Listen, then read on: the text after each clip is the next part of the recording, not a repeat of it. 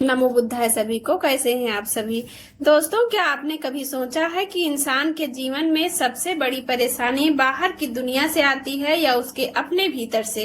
कई बार हमारे पास ज्ञान होता है, पैसा होता है, सम्मान होता है, सफलता होती है और धीरे धीरे हमारे मन में एक भावना जन्म लेने लगती है। यही भावना आगे चलकर अहंकार का रूप ले लेती है। लेकिन भगवान बुद्ध ने अहंकार को केवल घमंड के रूप में नहीं देखा। उन्होंने मन के उस भाव को समझाया जिसमें इंसान अपने बारे में एक मजबूत धारणा बना लेता है। मैं ऐसा हूँ, मैं सबसे अच्छा हूँ, मैं सबसे बड़ा हूँ या मैं दूसरों से कम हूँ। बुद्ध की शिक्षा हमें बताती है कि जब तक मन मैं और मेरा की पकड़ में रहता है तब तक मन पूरी तरह स्वतंत्र नहीं हो सकता। आज की वीडियो में हम जानेंगे कि बुद्ध ने अहंकार के बारे में क्या कहा, अहंकार हमारे जीवन को कैसे प्रभावित करता है और इससे बाहर निकलने का रास्ता क्या है। अहंकार आखिर है क्या? अहंकार का मतलब सिर्फ घमंड करना नहीं है। अगर कोई व्यक्ति अपनी सफलता पर दूसरों को छोटा समझने लगे तो यह अहंकार है।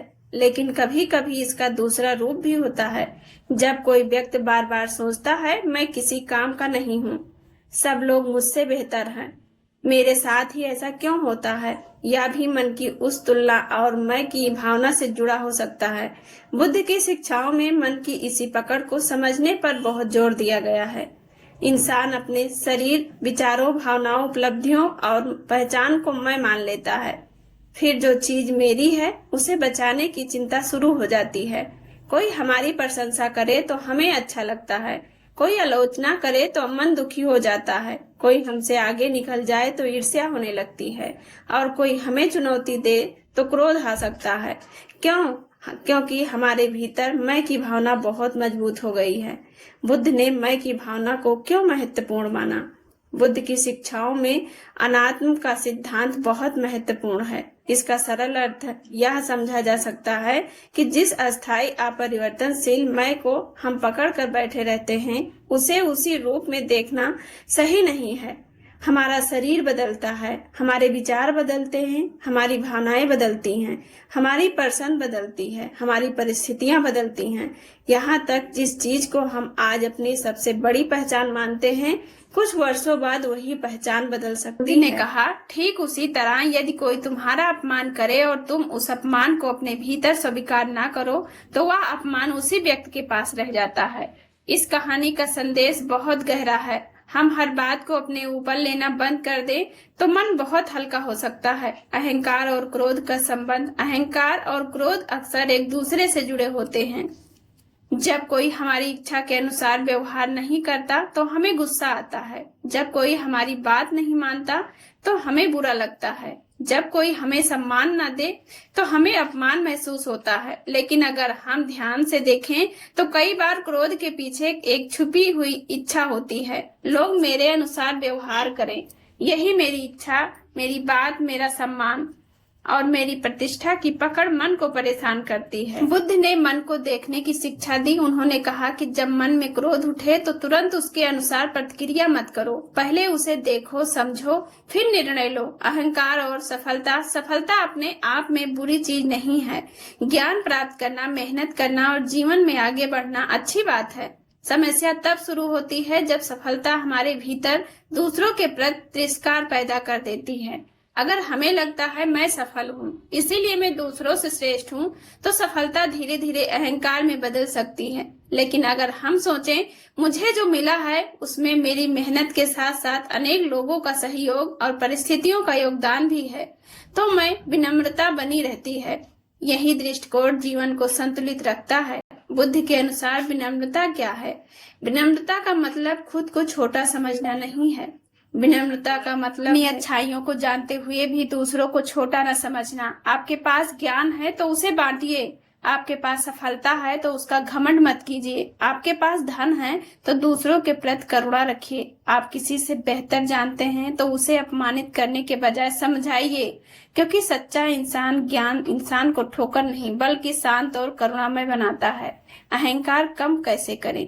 आइए जानते हैं हम अपने भीतर के अहंकार को कम कैसे करें। बुद्ध की शिक्षाओं से प्रेरणा लेकर कुछ बातें अपने जीवन में अपनाई जा सकती हैं। अपनी प्रतिक्रिया को देखिए। जब कोई आपकी आलोचना करे, तुरंत जवाब देने से पहले खुद से पूछिए, मुझे इतना बुरा क्यों लगा? शायद समस्या उस व्यक्ति की बात से ज्यादा हमारी अपनी छवि से जुड़ी हो। हर चीज को अस्थायी मत समझिए। आज सफलता है, कल परिस्थिति बदल सकती है। आज सम्मान है, कल आलोचना भी हो सकती है। जीवन लगातार बदल रहा है, इसीलिए किसी एक पहचान को पकड़कर मत बैठिए। दूसरों से तुलना मत कीजिए। तुलना अहंकार को भी बढ़ाती है और हीन भावना को भी। किसी से ऊपर होने की इच्छा और किसी से नीचे होने का डर दोनों मन को बांध सकते हैं। अपने मन को समझना इससे कहीं ज्यादा महत्वपूर्ण है। अपनी गलतियों को स्वीकार करना सीखिए। जो व्यक्ति कह सकता है, हाँ मुझसे गलती हुई है, वह भीतर से मजबूत होता है। गलती स्वीकार करने से इंसान छोटा नहीं होता, बल्कि उससे सीखने की क्षमता बढ़ती है। बुद्ध की शिक्षा हमें केवल यह नहीं कहती है कि अहंकार मत करो, बल्कि उससे भी गहरा सवाल पूछती, मैं को देखो जिसे तुम हर समय बचाने की कोशिश कर रहे हो। मैं कौन हूँ? मेरी पहचान क्या है? मेरे विचार हमेशा सही क्यों होने चाहिए? दूसरों की राय मुझे इतना प्रभावित क्यों करती है? जब हम इन प्रश्नों को ईमानदारी से देखना शुरू करते हैं, तब मन धीरे धीरे अपने ही बनाए हुए बंधनों को पहचानने लगता है।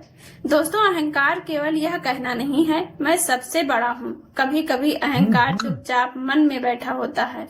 वह कहता है, मेरी बात ही सही है, मुझे ही सम्मान मिलना चाहिए, लोग मेरे अनुसार चलें, मुझे कभी गलत नहीं समझा जाना चाहिए। लेकिन जीवन ऐसा नहीं चलता। लोग बदलेंगे, परिस्थितियां बदलेंगी, हमारे विचार बदलेंगे और एक दिन हमें सब समझ आएगा कि शांति दूसरों को बदलने से नहीं, बल्कि अपने मन को समझने से आती है। बुद्ध की शिक्षाओं से हमें यह प्रेरणा मिलती है कि अपने भीतर उठने वाले मैं को दबाना नहीं है, बल्कि उसे समझना है।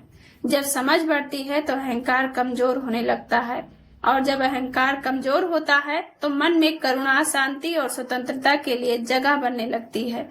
याद रखिए, जिस इंसान को हर जगह खुद को साबित करने की जरूरत महसूस होती है, उसका मन अभी भी संघर्ष में है।